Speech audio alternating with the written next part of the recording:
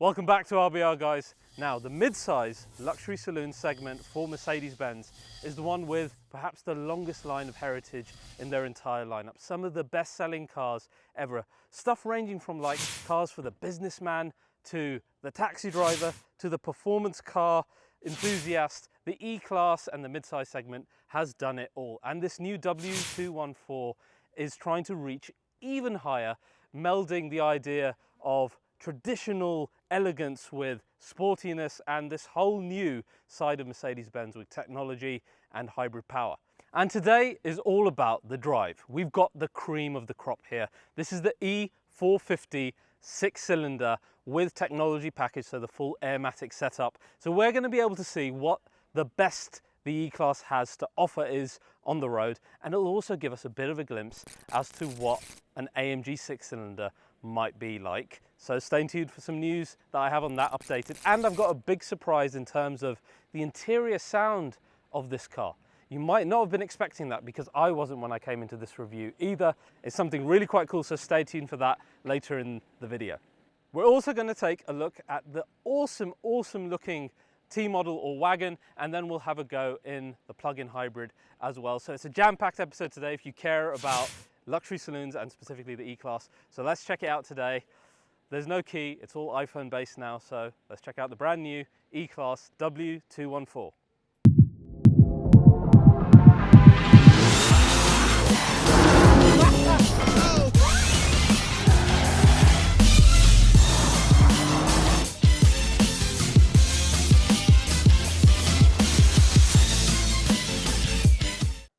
So guys, today's episode of RBR is once again sponsored by Manscaped, that company who cares for your balls. But finally, they have made the product that I and you have all been waiting for, and it is for your face at last, not just downstairs.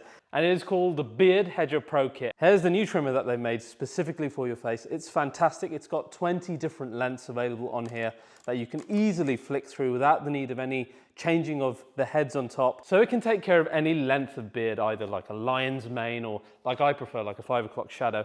I used it just a little while ago and it literally took me half the time that my previous shaver that I've been using for 5 years has taken me. It's got titanium coated T-blade, so it cuts really quickly, which I experienced. It comes in the kit with an awesome little travel case where you can add all the extra accessories. Now in terms of the kit itself, great value for money. We have got a beard shampoo, we've got beard conditioner, we've got beard balm, beard oil for when you're done as well. We've got a beard brush for those of you guys with the lion's mane. We get a comb, and for some detail work, scissors as well. And I know that there's some of you out there who've been double dipping the same shaver upstairs and downstairs. Don't deny it. I see you guys. Don't do that. That's gross. Seriously, get this one for your face, and Manscaped have had you covered for years on the other side. You guys trust me on car. You can trust me on beards as well. I love this. It's now my go-to shaver. And of course, as an RBR viewer, you get a discount.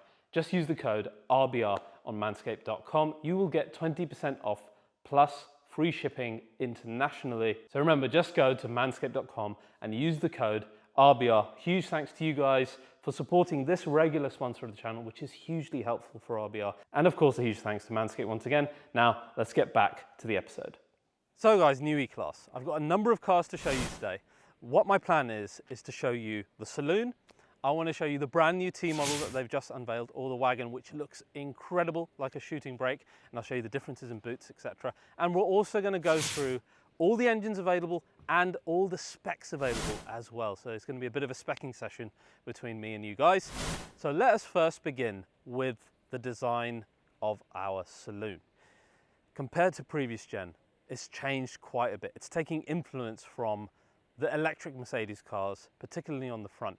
Though I would argue versus something like the brand new 5 Series, this is a lot more traditional in its look. BMW taking a lot more risks. Mercedes, actually, to be fair to them, keeping things quite traditional. The only thing that's slightly zany and out there is this front grille treatment that we'll take a closer look at in a minute.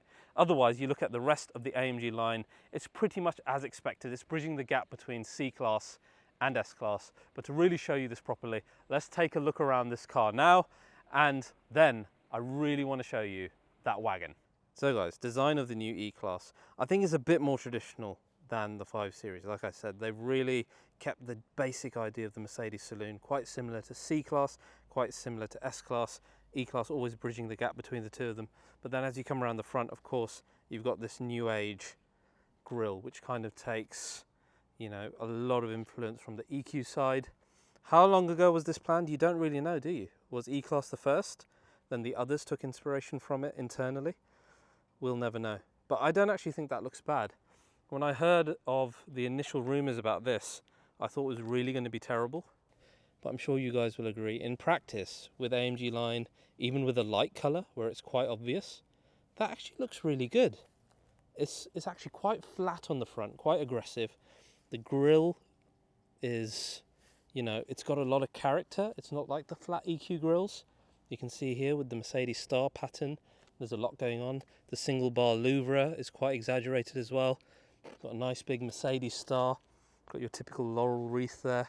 And then, of course, power domes on your front bonnet, a nice wide AMG A-wing at the bottom, and then really unique lights for E-Class, which I'm happy about. I was a bit annoyed with the previous gen, where it went 2 C-Class and 2 S-Class. That's quite unique, with the little ticks at the bottom. It's maybe not perfect, but I like the fact that E's got its totally own character. Then you come along the side, and I just think it's a really, really handsome luxury saloon. They've really nailed the shoulders of this car. You got some really strong creases here and here. So the wheel arches just look massive, and that crease on top of it kind of makes it look even bigger, and that's on both sides. You see that crease on top of the rear wheel arch. Of course, now you've got the flush door handles as well. Look how cool the interior looks in there with the ambient lighting. We'll check that out in a second. But yeah, your side profile, very typical Mercedes-Benz sports saloon. And then the rear, let's have a look at it in the wild. This is so much better than a studio setting. And that looks really good, doesn't it? Look at that. With the star lights on the back. That's a sporty looking saloon. And bear in mind, these are not the biggest wheels you can get either. There is a car here with the 21 inches, really filling out the wheel arches. And that car looks great. So this is your new rear end. You've got this kind of single bar light with the cool Mercedes graphics within our lights here. And then the single bar chrome. Sadly, fake exhaust tips. I will keep talking about that till they change it. This is one of my favorite angles. Rear 3/4, lights on, nice bright color for the paintwork, night package. That's beautiful. And when you see the drive of this car, this is actually a really compelling daily car, particularly in the 450, which we'll talk about shortly. Now I want to show you the boot space in your, basically your pure combustion version of the car, which is actually quite impressive. You've got some bags in here, ignore that. You haven't got kind of the raised step that we had in the plug-in. Let me just push these bags back. Now you haven't got the raised step of the plug-in, so we actually have even more space down here. Look at that.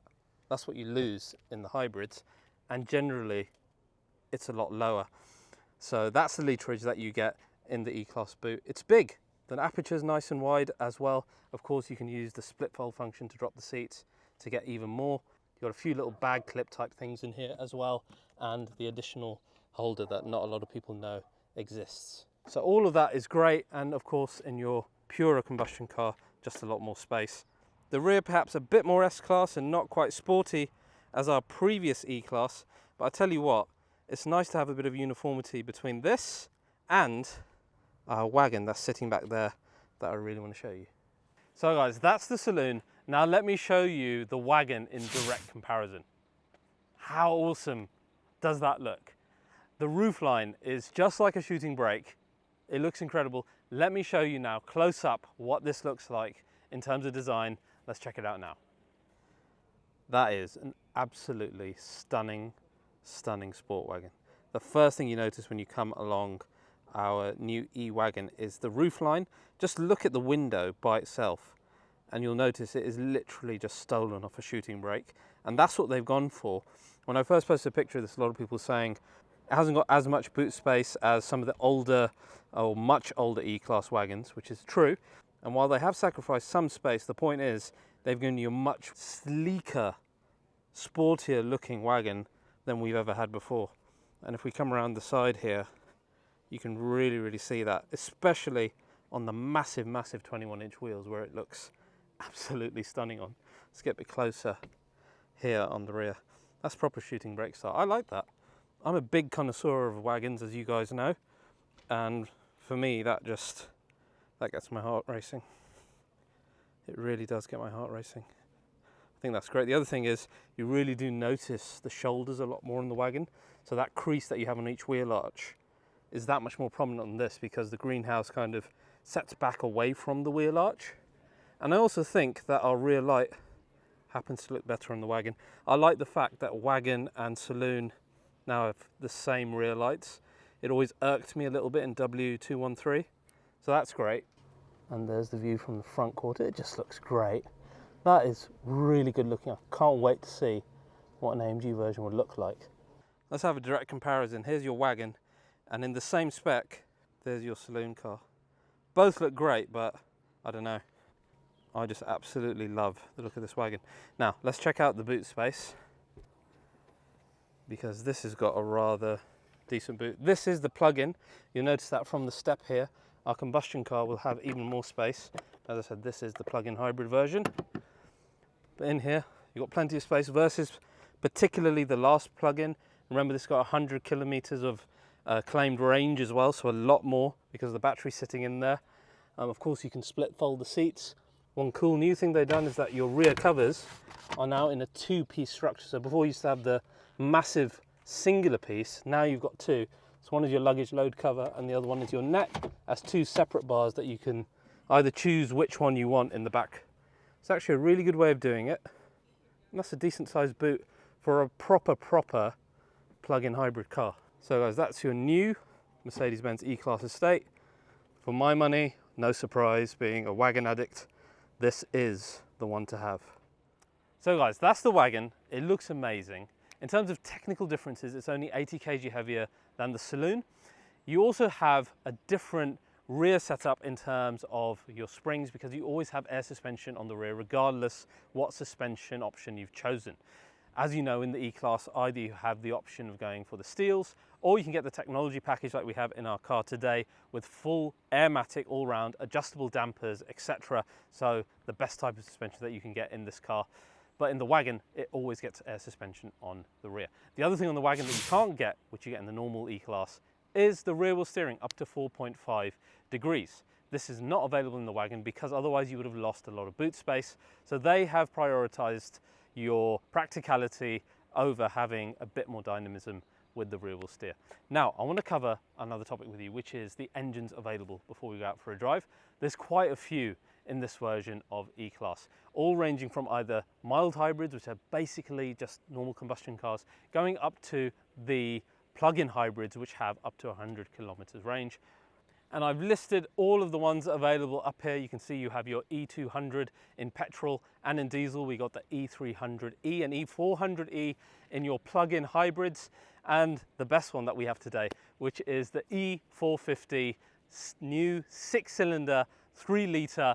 And this is an interesting car. Mild hybrid setup again with the 48-volt system with their 6-cylinder engine, and we have 381 brake horsepower, 500 Newton meters, and a 0 to 60 of 4.5 seconds. But thanks to the 48-volt system, we get an additional boost thanks to the starter generator of 23 horsepower and over 200 Newton meters of torque, which should make this feel really quite exciting.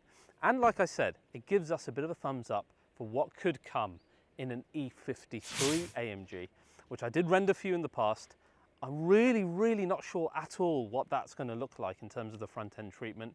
I think the lower half we're pretty safe on. How AMG are going to decide to handle the grille is anyone's guess, because they could go really quite traditional or they could keep some of that black accent. Which one would you guys prefer? I would love to know. I think the rest of it is going to look pretty mean. I think in wagon form, it's going to look even better. In terms of new news that I mentioned, E63, it's all up in the air at the moment from the rumors that I'm hearing being in the industry. It could end up being this 6-cylinder with a hybrid setup, or it could even end up being a V8, which to me makes a lot more sense considering our facelift RS6 is going to maintain a V8 allegedly, and we're pretty damn sure that the new M5 is going to be using the V8 hybrid setup that we found in the XM. So for the E63 not to have the V8 would be weird. I know that AMG are working on a Euro 7 version of the V8, so let's cross everything that we have, fingers, toes, bloody everything, that we get a V8 in the E63 generation, and just delay the car till that happens, AMG, seriously. We're happy with the 53 until then. Now the plug-in hybrid's way better than what we had before in E-Class. Now we've got a 25 kilowatt battery that's packaged way better, as I'll show you later, and as you saw in the Wagon. And that gives a range of around about 100 kilometers, something that we will try later. We've got a permanently synchronous motor in there with up to 130 additional horsepowers to your combustion engine, which again, you know, that's really quite powerful. Of course, you've got the added weight as well, but the benefits of having the electrical range plus the additional power might be quite interesting. We're going to drive that and see what that's like shortly. Okay, now the bit that I've really been waiting for. The spec of the E-Class. Now this E-Class design is such, particularly because of the grille, that it can change a lot depending on what color you go for and what design way you go for. The first choice you have to make, and we don't actually get this choice in the UK, but the rest of the world does, is whether you go for the classic design or you go for the AMG line. So the classic design maintains your classic Mercedes grille within that newer front face. It's very S-Class looking in that regard. And what's quite nice is you've got the star on the top of the bonnet with the Mercedes wreath around it for the first ever time in black, which is quite nice. And all of that looking very, very traditional, very, very S-Class, particularly with the bigger wheels. So that's nice. Then you can go for the AMG line, which of course you have seen, but it's not just as simple as that. AMG line can vary drastically. For example, if I show you the silver car, which looks very, very traditional Mercedes, particularly with the silver wheels, looking, you know, kind of S-Class, that looks nice. Then you can go for the graphite grey car, which is bordering on black, and that looks really good because it hides quite a bit of that EQ-ish looking front. You can give it bigger wheels as well. We can go up to 21 inches now in E-Class. These wheels are fantastic. They have such a lovely sheen to them, and they really fill the wheel arches in a crazy way like you saw on the Wagon. And then of course our traditional, like we saw, the new green, which is really quite lovely, also looking great. Our car today is Arctic Grey, which I personally think is the sportiest because it's got the night package as well, at least a part night package. I noticed that the front grille in the rear is still in chrome, but it's nice looking. So really this is a spec dependent car on how it's going to look, and I think with our spec today we've really quite nailed it. Speaking of nailing the spec, you need to see this interior because we've picked the best car here. Let me show you now.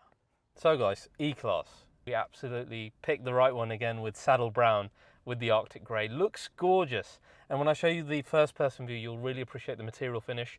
The seats are amazing. Similarly in the rear, a bit more space because it's, you know, a few centimeters longer than the previous car. In terms of interior as well, it's always kind of sat in the middle of either C or S-Class. In this generation, it's just gone batshit crazy, and nothing really links to the older cars, in my opinion. It's a lot more EQ, we know that, but it's actually better than that. You look at the photos and you think, oh shit, it's an EQ car. But when you sit in it, it's honestly not like that. I will qualify that in a second when I give you my first person view, and you'll totally get it at that point. It's a big change, and it needs to be because we saw the 5 Series interior, which was mega. It's got that reactive light bar from the 7 Series, etc. You know, they're pushing the envelope. Everyone is. Now, for the rest, I want to show you this interior in first-person view, where you're going to get the best example of what it's truly like. Let me show you that right now. What a gorgeous, gorgeous interior. It's absolutely baking. Sorry, I've got the car on. You know what? I think I need to redirect these vents to my upper body. How cool is that? This is the digital vent control on the E-Class, so you can actually use the screen here to do that, or you can stop being lazy and actually use this manually. Both things are available, and that really shows you, kind of encapsulates the entire interior of the E-Class, the ethos behind it. It's the idea of either a bit of analog or the digital side of it combined into one car, and that kind of captures the ethos of the whole E-Class as well. Now, the great thing about the first-person view of the E in particular is that I'm hoping you can kind of tell how reduced this super screen is versus the hyper screen that we saw in the EVs. The hyper screen, of course, as I said, was that massive screen that basically had this as one entire screen across here. And the issue with that was it sat really high on the dashboard. The driver zone wasn't very focused for a driver. and it all became a bit cumbersome in terms of the way it looked. It was like a mountain sitting behind the steering wheel, not very sporty at all, and not enough separate sections either. Whereas in this car, it's all very much reduced here. Feels much smaller. You've got the air vents, which frame the entire thing, which look great. And because of that framing and the framing of the ambient lighting that goes around the dashboard, which you can see, especially in our saddle brown spec here today, which really highlights that, then this entire front dash kind of floats in the middle of the car. So it looks smaller, it floats. Then you've got your driver zone, which is a separate piece rather than the hyperscreen where it's all built in. And that's nice as well because it's sportier. So you've got that separate piece dedicated to the driver, then you've got the other screens. You can get a different version of the screen where you have a separate screen here, and on that side is the ambient lighted Mercedes stars, which is actually a really nice way to do it. If I was speccing one personally, I'd get that because I don't like the passenger screen, or it's not that I don't like it, I don't think it's that useful.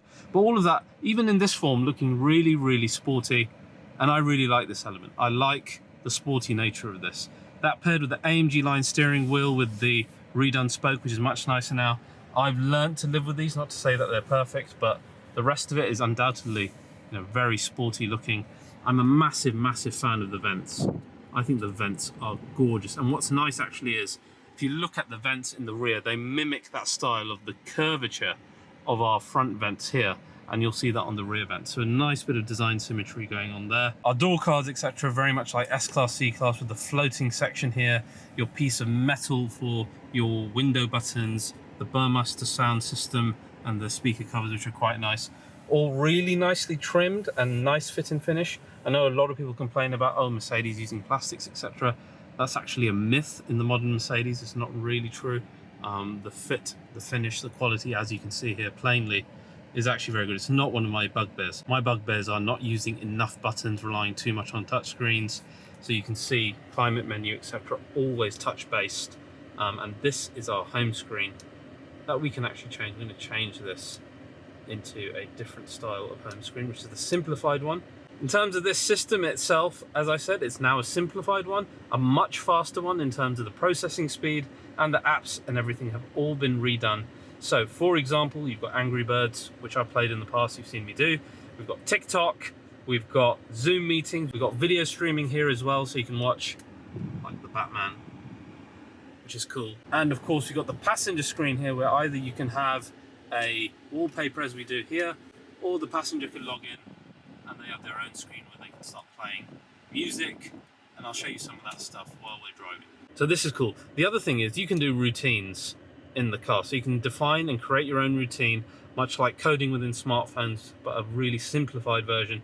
So for example, you can say something like, if the climate goes below 10 degrees, you should turn on the seat heating, for example. So now the car will add that as a routine within the system, and whenever the temperature drops below 10, your seat heating will come on. Stuff like that. You can have a play around with that and set up a load of routines that match you and your personal lifestyle, and that's really clever. That's clever stuff that it's not just adding like a browser in the car for the sake of it, but it's instead allowing you to make life easier with your car in your daily routine, which is cool. The other cool thing is that when you're alone in the car and you're driving, they've upgraded the voice system, which was pretty much the best in any car anyway. You remember the old Hey Mercedes thing. Now, the car listens to you if you're alone in the car anyway. For example, if I say, turn the ambient lighting to red. We're changing to red. So as you can see, I did not have to say, hey Mercedes. Instead, it just did that and changed the ambient lighting. So it's consistently listening if you're in the car. So instead, if I say something else to the car, for example, take me to the airport. I've found these airports. Where shall we go? So, you know, this is really clever. I don't have to say, hey Mercedes, or give some silly command while I'm in the car by myself.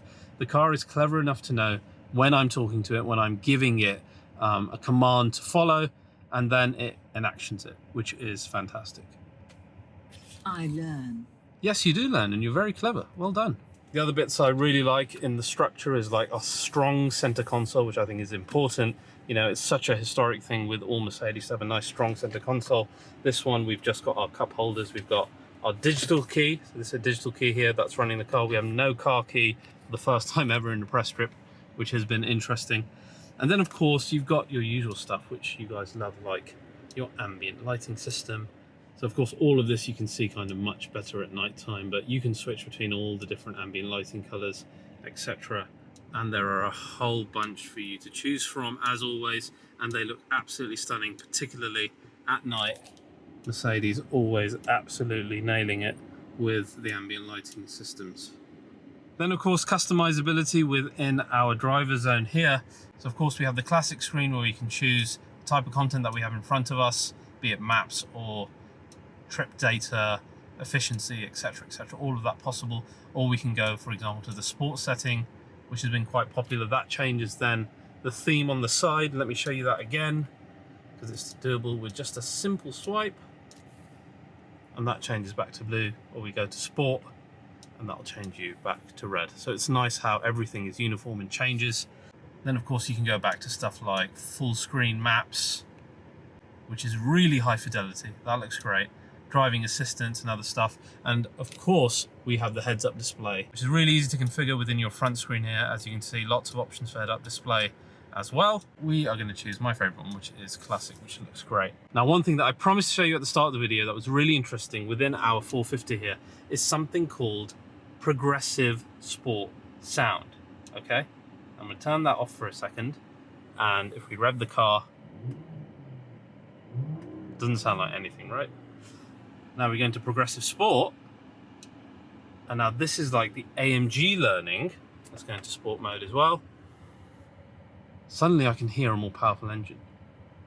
I don't know if you guys can hear it as well, but if I give it a rev, can you hear that? And apparently this sounds even better when you're driving. Of course they're using microphones around the engine, etc., then pre-recorded sounds to make it all a bit more exciting. You can totally turn it off if you don't like it. We're going to see what it sounds like on the run as well. I'm glad that's in there for me personally. I have no airs and graces in terms of adding a bit more emotion, even if it's fake, because I'm used to electric cars. Let's see what this is like when we're driving, and let's see generally what is the E-Class like as a daily car with this 6-cylinder and indeed with the hybrid, and what is it like to live with the best version of the E-Class in the 4MATIC. So guys, finally driving the new E-Class. First interesting setting that we have here is something called progressive sport sound that I showed you guys earlier. If I first knock this off, so with it off, nice and quiet, you do get the 6-cylinder, but like a nice refined, luxurious Mercedes drive, which is what you're expecting of a luxury saloon of theirs. This is of course in comfort mode. This is a really comfortable car. Of course it is with the Airmatic and everything, but more, I don't know, I'm getting S-Class vibes from it immediately, which is really good. It helps that we've got these gorgeous and perfect Austrian roads, but you get a sense of how good a car's adaptive suspension is the first 100 yards that you drive it anyway. But as I was saying, it's got another party trick, which is progressive sport sound. So if I turn this on, as you saw in the car earlier, you suddenly get this like alive engine. And dare I say, it's almost sounding kind of 8-cylindery, but it's great because it's like a very present noise all the time when you're driving. It's nothing too silly in terms of, you know, pops and bangs going off. So you get this nice rumble, which is great. If we go then into sport mode, now it's really pronounced, and you get these little almost overruns. I don't know how much you guys can hear. It's kind of 35 AMG, 53 AMG like, which is nice because you're buying what is quite an expensive car in the 450, right? And it's quite a fast car. So I feel you kind of want your bang for buck. And if you want to turn it off, you absolutely have the choice. Just pop that off from here, and then, you know, sport mode doesn't sound like that. It just sounds like a normal 6-cylinder. But if you want a bit more excitement, I personally don't have a problem with that.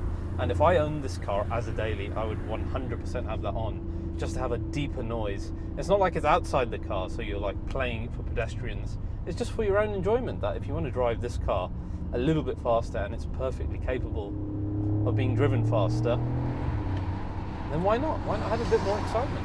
I think that's a great additional option in this world where we're moving towards, you know, more quiet engines and electrification and all that bollocks. This is a nice thing for you to have as your personal option as a driver. I think that's great personally. I'd love to know what you guys think. This really made me happy because I wasn't expecting to have an emotional option like that in a standard Mercedes-Benz. One thing I would say, I would love some of these options like the sound, the manual shifting, which is hidden in this menu as well. This type of stuff, I love for it to be as a button somewhere. I think that's safer. Like you have in the AMGs, you know, have some physical buttons here and there. That would be my only thing to add. Now, in terms of the engine itself, it's really responsive. Mercedes makes some great six-cylinder engines, as we know, with the 53s, etc. And this in the 450 is no exception to that. Also, because of the 48-volt system and that extra hybrid assist you get, you put your foot down, the engine is quick to react, which is great because you always get that torque and that 23 horsepower immediately. That's more evident when you're immediately taking off before the turbos of our inline six begin to spool up. So that's nice. It's a nice engine. The gearbox, as you'd expect, even in sport mode, this is no AMG. So the shifts, they take time. I don't think that you're really going to be playing with the paddles as much as you might hope.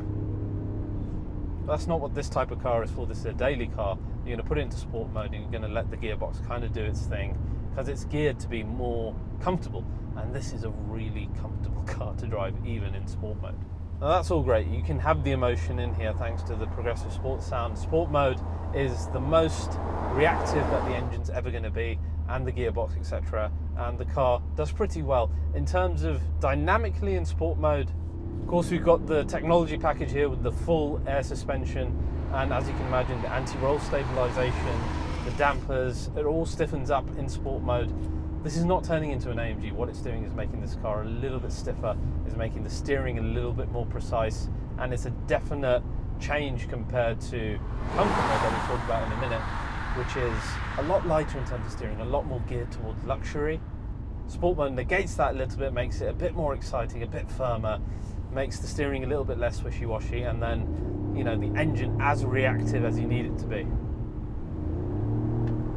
It's so weird hearing the progressive sports sound, but I like it. I like it that when I'm driving faster, I get that hit of emotion, which is cool. And this car is a quick car, 4.5 seconds 0 to 60, and it feels that quick as we're going on. Of course, you've got almost 400 brake horsepower, you know, going to a 4MATIC system. It's good, it's quick, it's a quick car. But that's not where the car stands out. The car stands out when you go back into comfort mode.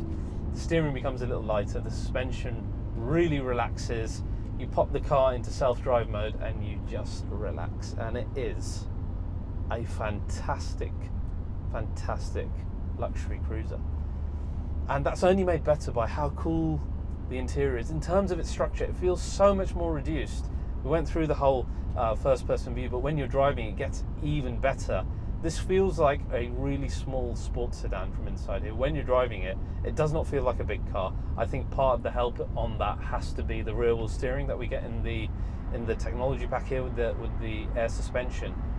I'm not the biggest fan of rear wheel steering on these long saloons. I tried it recently on the 7 Series and it just felt awful in slow speeds. It's not like that in E-Class.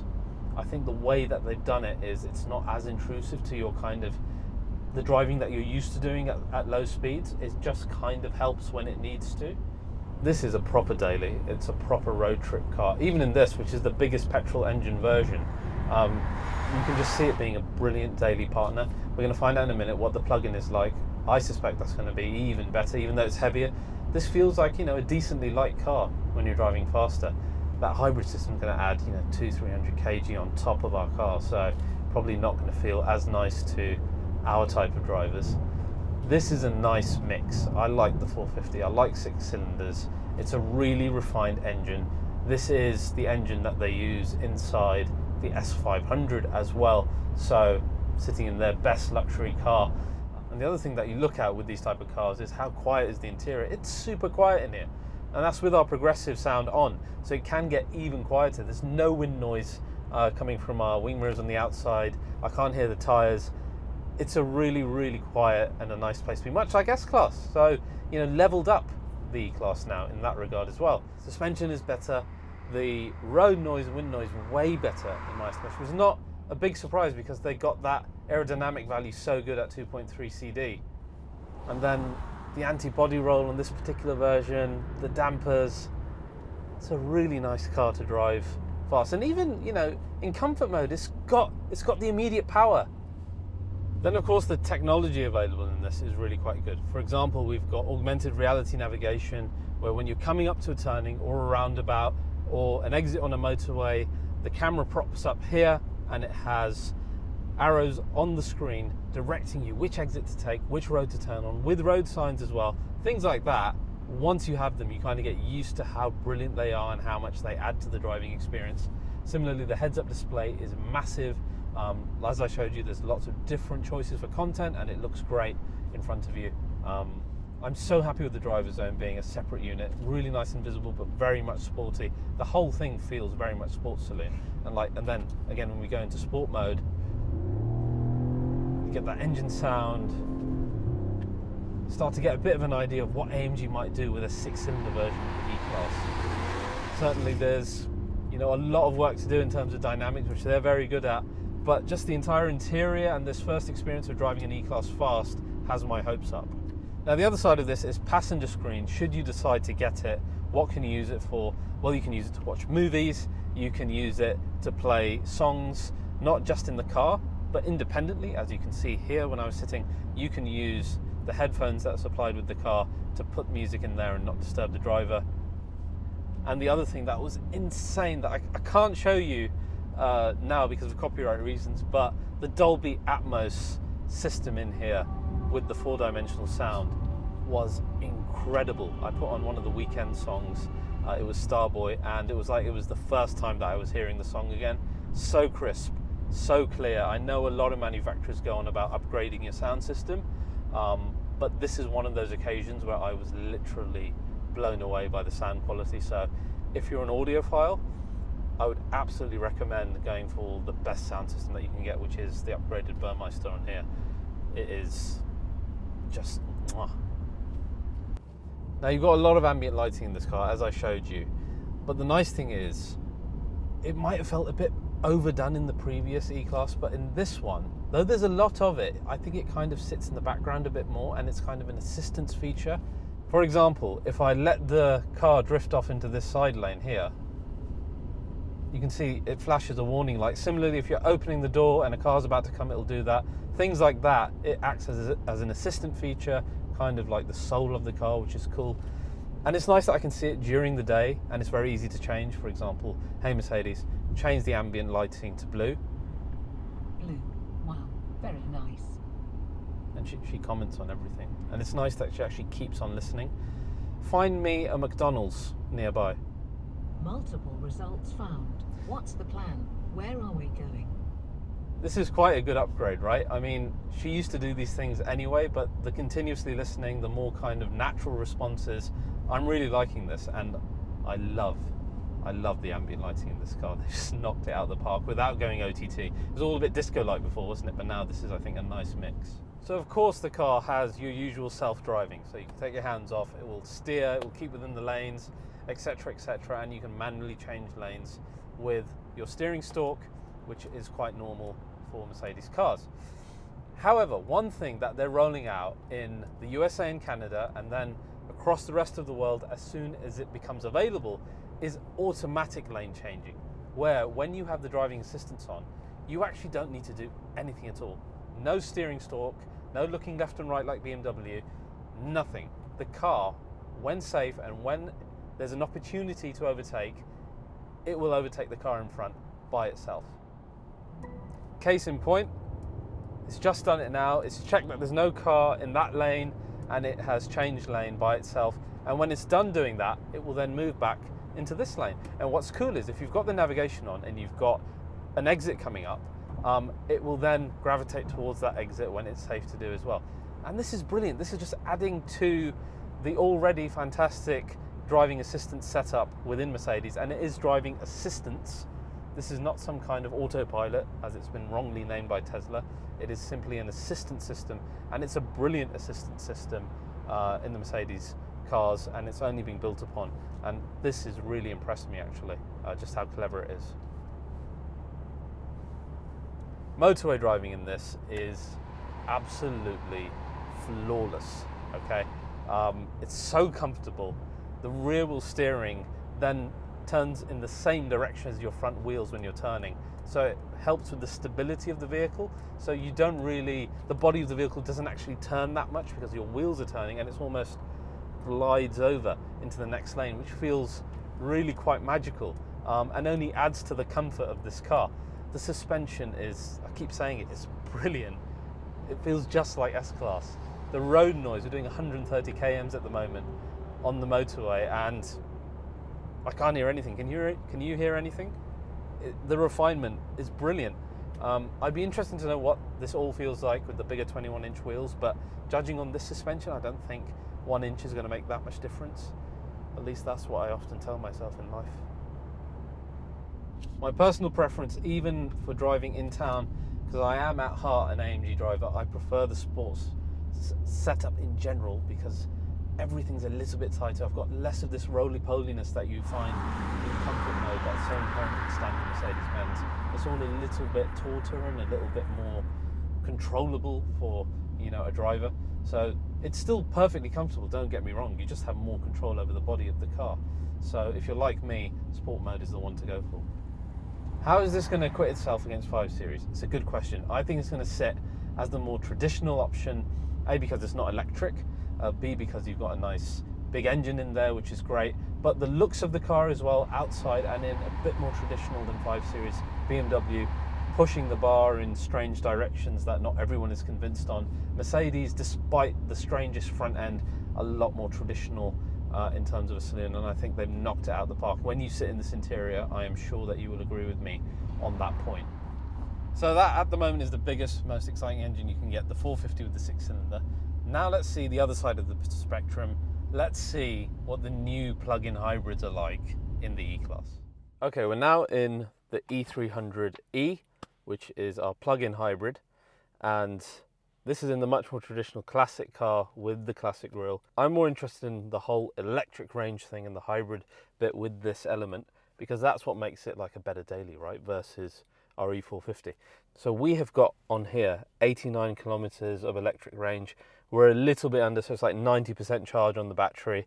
That's pretty good if you're thinking about it. If you're using this as a daily, you know, school runs and all that kind of thing, groceries, going to and from work. I've just started the car, we're in electric mode, completely silent. I'm actually a little bit disappointed about that. I thought that we might have some kind of EQ type on sound. And it's really weird to me, this, because you look at AMG's hybrids, you do have an on and off sound when you're using electric mode. And when you've got one of the best libraries of electric sounds, why wouldn't you leverage the stuff that you're already doing in other cars and put it into, you know, basically your flagship hybrid cars? It weirds me out.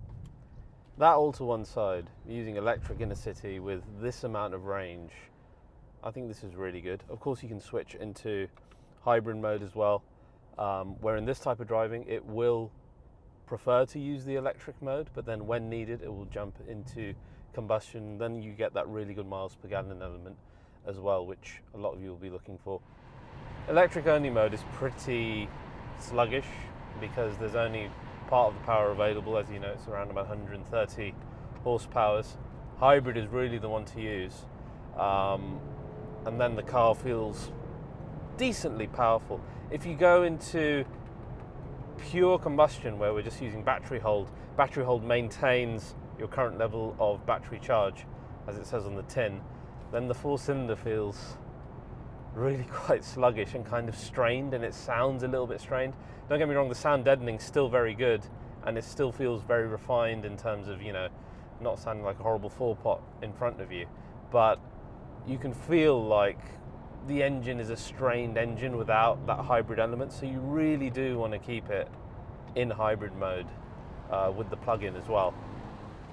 So that's genuinely very good. You get all of the massage functions like you do in S-Class, so relaxing, classic, all of that stuff, which is nice in a proper luxury saloon. And you've seen just how good and how clever the voice command system is. And not only that, like the self-lane changing. I hope we get that in the rest of the world as well. In terms of this hybrid car, I can see it being a really good daily. It's nowhere near as sporty as the pure 450. As you've seen, we've got no progressive sports sound. no electric sound either, and generally feeling heavier, the 4-cylinder feeling strained. But in hybrid mode, very good. In electric mode, also very good for doing, you know, your usual menial kind of traveling here and there. So it depends what your usage is. Are you looking for something more exciting? Are you looking for something a bit more economical to save a bit of money? You've got now two very varied choices in the E-Class lineup that both do different jobs very well. So guys, that's your new E-Class. It's more comfortable than it ever has been. It's quieter. You've got a great choice of either combustion engines or proper hybrids with some decent electric range. It really is a car that is firmly rooted in its tradition and its heritage in terms of being, you know, really traditional Mercedes saloon, but at the same time pushing itself into the future in all the right ways, the right type of technology where it's aiding the driver and not just things there for the sake of being there, apart from maybe Angry Birds. In the 450, it's fast, the 6-cylinder is good, but it's a great daily as well. Though that plug-in, it's pretty convincing as a daily thanks to the electric range and the other benefits. So you can't go wrong whether you go combustion or you go hybrid. The E-Class is a really convincing luxury car, and you get something like this, a decent sports saloon as well. So guys, I hope you've enjoyed this first drive of the new E-Class generation. I've got a nice cruise back to the hotel, and I think I'll let E-Class drive itself because it can do pretty much everything now. See you guys next time.